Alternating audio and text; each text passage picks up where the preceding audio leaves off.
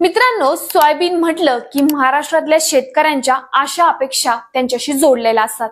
पण यावर्षीचं चित्र काहीसं वेगळं आहे. विदर्भासह राज्यातील अनेक भागात पावसाचं प्रमाण विस्कळीत झालं. काही ठिकाणी अतिवृष्टी तर काही ठिकाणी पूर. परिणामी सोयाबीनचं उत्पादन देखील घटलं. त्यात भर म्हणजे बाजारभावांचा कोसळलेला ग्राफ. सरकारने सोयाबीन एमएसपी सुद्धा जाहीर केला, तो म्हणजे 5,328 रुपये. पण प्रत्यक्षात बाजारात सोयाबीनला हा भाव मिळतोय का? तर नाही. त्यातूनच सरकार भावांतर योजनाही सुरू करत नाहीये. या मुद्द्यावरच अमरावतीच्या बाजार समितीनं शेतकऱ्यांसाठी आवाज उठवला आहे. त्यांचं म्हणणं नेमकं काय आहे? त्यांचा शेतकऱ्यांना काय फायदा होईल? जाणून घेऊयात आजच्या या व्हिडिओच्या माध्यमामधून.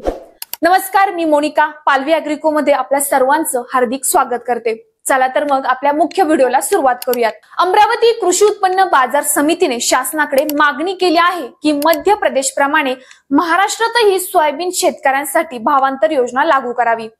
याचं कारण म्हणजे मध्य प्रदेशात ही योजना सुरू असल्यामुळे तिथल्या शेतकऱ्यांना बाजारभाव आणि एमएसपी मधील फरक सरकार भरून देतं. सर्वात आधी भावांतर योजना म्हणजे नक्की काय सांगते. भावांतर योजना ही एक शेतकऱ्यांसाठीची किंमत तूट भरपाई योजना आहे. यामध्ये शेतमालाला बाजारभावापेक्षा कमी किंमत मिळाल्यास सरकार शेतकऱ्यांना आर्थिक नुकसान भरपाई देतं. या योजनेचा उद्देश शेतकऱ्यांचे आर्थिक नुकसान टाळणं आणि त्यांना बाजारभावातील अस्थिरतेच्या धोक्यातून वाचवणं हा आहे. एमएसपी म्हणजेच केंद्र सरकारने ठरवलेला किमान आधारभूत दर आहे.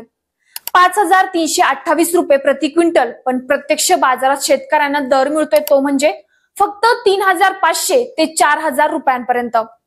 म्हणजेच प्रत्येक क्विंटल मागे जवळपास 1,500 रुपयांचं नुकसान. भावांतर योजनेमुळे शेतकऱ्यांना बाजारभाव आणि एमएसपी मधील फरक सरकार भरून देतं.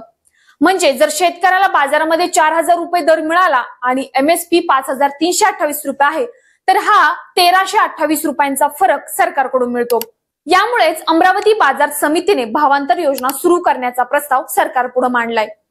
मध्य प्रदेशात ही योजना सुरू आहे आणि त्याचा फायदा तेथील शेतकऱ्यांना अगदी चांगल्या रीतीने होतोय. महाराष्ट्रातील शेतकऱ्यांनाही हाच न्याय मिळायला हवा असं ठाम मत अमरावती बाजार समितीचं आहे. त्यांच्या म्हणण्यानुसार या भागामध्ये पावसामुळे उत्पादन कमी झालं आणि आता बाजारभावही कोसळलेत. त्यामुळे शेतकऱ्यांचा खर्च तर वसूल होत नाहीच आहे, पण कर्जाच्या ओझ्याखाली ते आणखीनच दबले जात आहेत. शिवाय मध्य प्रदेशामध्ये भावांतर योजना लागू असल्याचे तिथला माल महाराष्ट्राच्या बाजारात मोठ्या प्रमाणामध्ये येत असतो.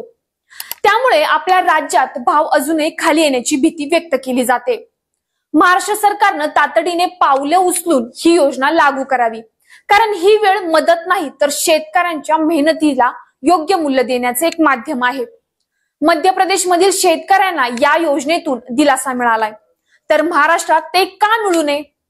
शासनाने यावर गांभीर्याने विचार करून बाजारभाव आणि एमएसपी मधला फरक भरण्याची जबाबदारी घेतली तर शेतकऱ्यांना आर्थिक दिलासा मिळू शकतो. सोयाबीन हा आपल्या देशातील तेलबिया उत्पादनाचा एक मुख्य स्तंभ आहे. त्यामुळे या पिकाचं भावातला चढ उतार हे फक्त शेतकऱ्यांनाच नाही तर संपूर्ण अर्थव्यवस्थेलाही परिणाम करतं. जर शेतकरी तोटा सहन करत राहिला तर पुढच्या हंगामात पीक घेण्याची तयारी कमी होईल. हेच टाळण्यासाठी सर्व शेतकऱ्यांकडून तसेच बाजार समितीकडून भावांतर योजना सुरू करण्याचा प्रस्ताव सरकारसमोर मांडला जात आहे. मित्रांनो, शेतकऱ्याचं जीवन हे निसर्गावर आणि बाजारभाव या दोन गोष्टींवर अवलंबून असतं. म्हणूनच अमरावती बाजार समितीने जो प्रस्ताव मांडलाय तो फक्त एका जिल्ह्याचा नाही तर संपूर्ण महाराष्ट्रातील शेतकऱ्यांचा आवाज आहे. या मागणीला शासनाने सकारात्मक प्रतिसाद दिला तर हजारो शेतकरी कुटुंबांना नव्या आशेचा किरण मिळेल. शेतकऱ्यांच्या मते भावांतर योजना सरकारने आधीच अंमलात आणायला हवी होती.